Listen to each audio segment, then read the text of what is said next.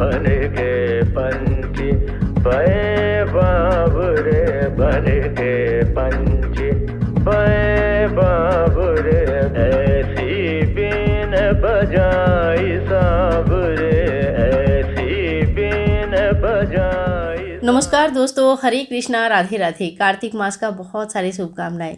तो देखो सुबेरे का 4 बज रहा है और मैं आप लोगों को ना बहुत बड़ा सा एक पूर्णिमा का चांद दिखा रही हूँ। लाल कलर का था और सच माने बहुत बढ़िया था।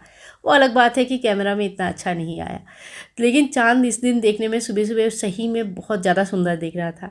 इसके बाद मैं नहा धो के आ गई थी। अच्छा, कोई क्वेश्चन कर रहे थे कि आप कितने बजे नहाते हो, तो मैं देखो कोशिश करती हूँ 5 बजे तक, लेकिन कभी कभी 5:30 भी हो जाता है, तो कभी कभी 5:45 भी हो जाता है। तो कोशिश इंसान को करते रहना चाहिए। बाकी देखो थोड़ा 10-15 मिनट का आगे पीछे गृहस्थ जीवन में होता ही है, क्या कर सकते हैं। और इसके बाद नहा के आगे मैं सबसे पहले जो है ना, मैं तुलसी पूजन कर लेती हूँ। और एकदम ब्रह्म मुहूर्त कह सकते हैं आप, बिल्कुल एकदम सुबह का टाइम हो रहा है। बाहर देख सकते हैं एकदम अंधेरा सा हो रहा था और घर में भी लोग सो रहे थे। तो इसमें सबसे पहले ना एक छोटा सा स्प्रे बॉटल में मैंने हल्दी की पानी बनाकर रख लिया। सुबह सुबह पूजा करने के लिए ये बहुत काम आता है। छोटे छोटे टिप्स जो मैं फॉलो करती हूँ आप लोगों को देती हूँ, ताकि समय भी बच जाए और हमारा काम भी बन जाए। इसके बाद तुलसी के गमले को अच्छे से साफ़ कर लिया, हल्दी के पानी से ही साफ़ किया। और इसके बाद जो है ना स्वास्तिक बना दूंगी और फिर माता को जल चढ़ा दूंगी। स्वास्तिक जो है ना रोली से बनाऊंगी। और कार्तिक के जो महीना है इसमें भगवान को ना, माता रानी को सिंदूर नहीं चढ़ता है। तो सिंदूर क्यों नहीं चढ़ता है, लोग पूछ रहे थे। सिंदूर क्या होता है ना कि इस महीने तुलसी विवाह होती है और तुलसी विवाह के समय क्या, उसके पहले वो कुमारी रूप में पूजित होती है और कुमारियों को सिंदूर नहीं चढ़ाया जाता। बस यही एक है जिसकी वजह से कार्तिक के महीने में सिंदूर नहीं चढ़ाया जाता है। तो आप हल्दी चढ़ा सकते हैं, रोली चढ़ा सकते हैं, कोई बात नहीं। इसके बाद हम चुनरी ओढ़ा दिया माता रानी को और फिर देखो कैसे धूप दीप कर दिया। बहुत सुंदर लग रही थी देखने में, सामने से तो बहुत ही प्यारी दिख रही थी। और सुबह सुबह तो ज़्यादा कुछ भोग प्रसाद इतना थी, ज़्यादा तो कुछ होता नहीं है। तो जो फल था, फल मैंने अर्पण कर दिया। माता को थोड़ा सा टच करवा देंगे यहाँ पे फल के लिए। और इसके बाद जो है ना, ये फल बाद में बच्चों को या मैं खा लूँगी या बच्चों को दे दूँगी। प्रसाद है, कोई भी खा सकते हैं। और फिर थोड़ा सा टीका कर दूँगी। तो तुलसी माता का पूजा जो है ना, सुबह सुबह मैं इसी तरह से कर लेती हूँ।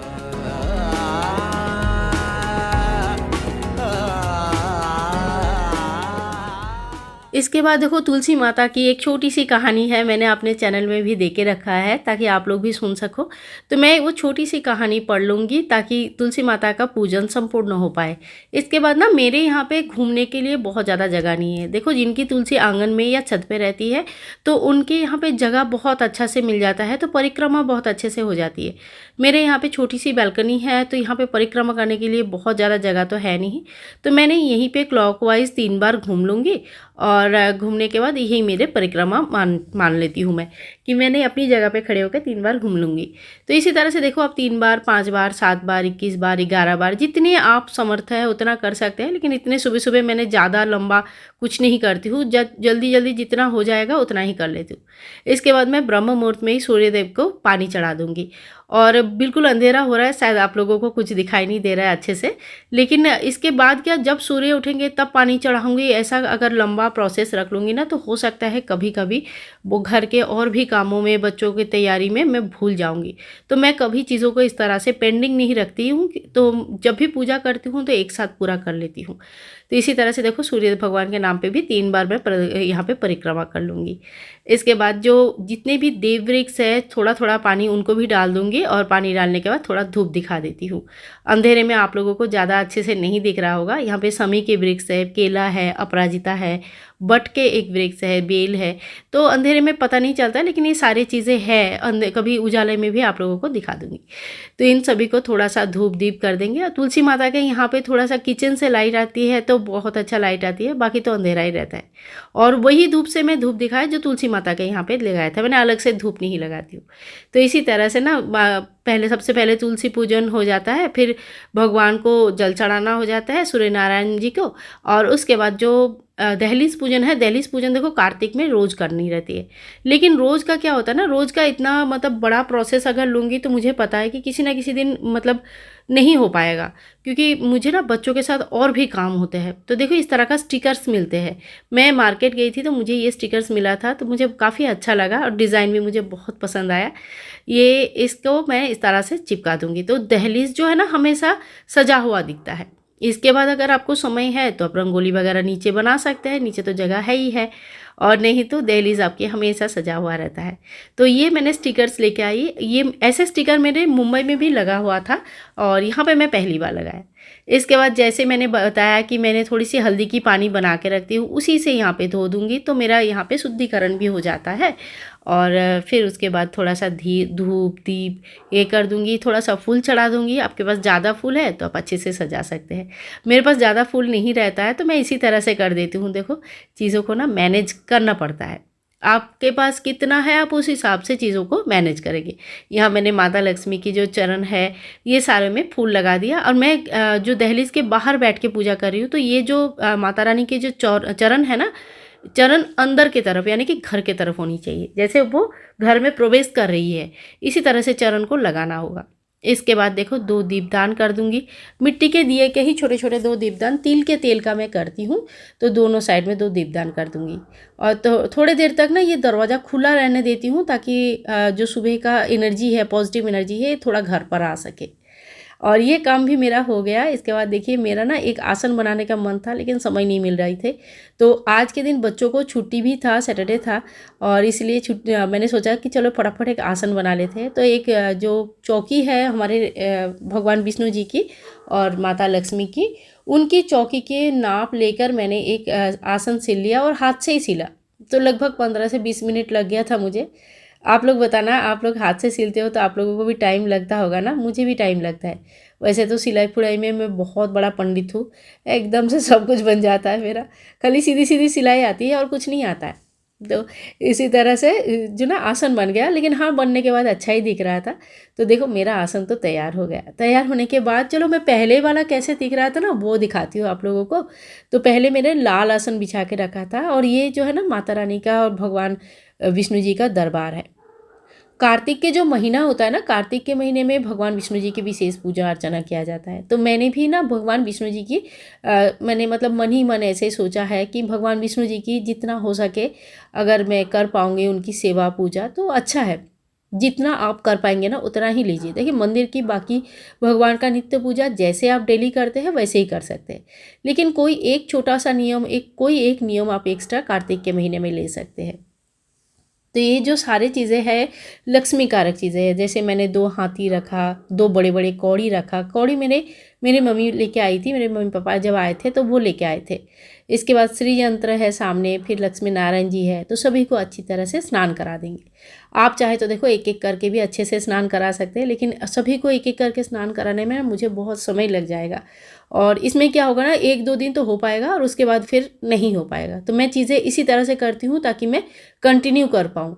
देखो नियम तो सही देखा जाए तो नियम के हिसाब से करने से गृहस्थ जीवन में बहुत बैलेंस बनाना मुश्किल हो जाता है, और कुछ नहीं। गृहस्थ जीवन में हमें इस तरह से रहना पड़ता है कि हम दोनों कामों में थोड़ी बहुत बैलेंस तो बना ही सकते हैं, क्योंकि हम कोई भी चीज़ छोड़ नहीं सकते।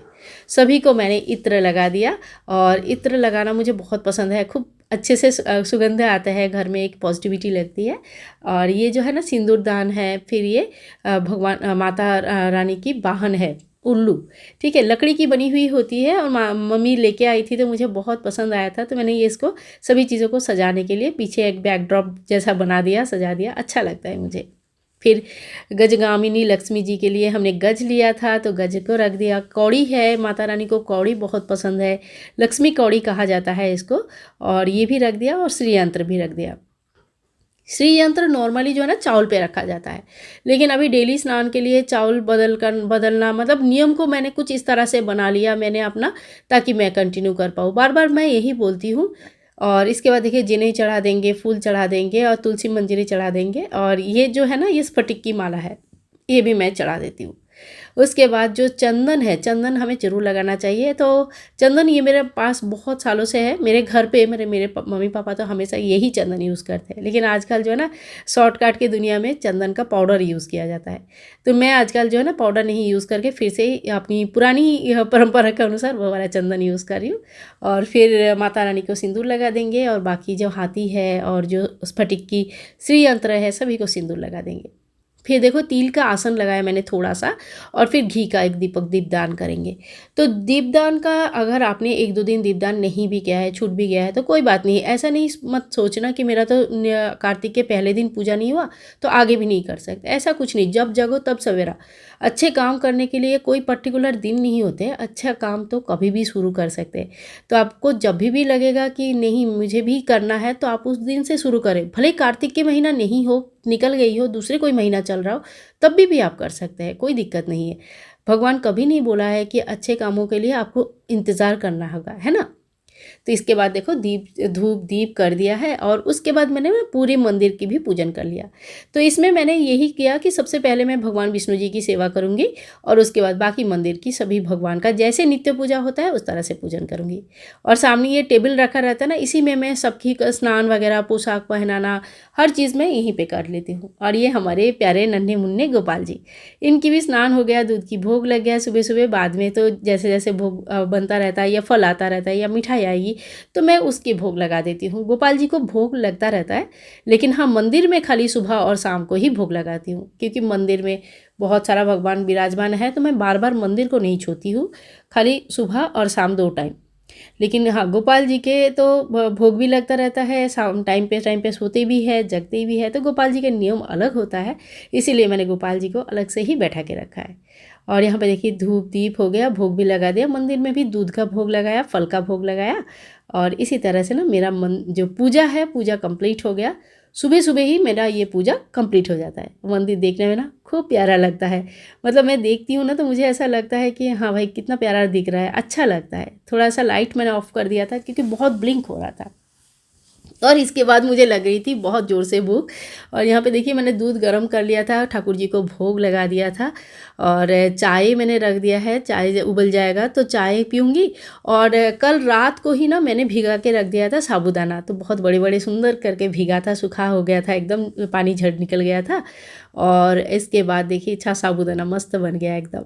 और चीज़ क्या था ना, आज चंद्र ग्रहण था तो चंद्र ग्रहण के लिए ना पहले से ही मैंने चौली वगैरह भिगा के रखा, चाय उबल गई।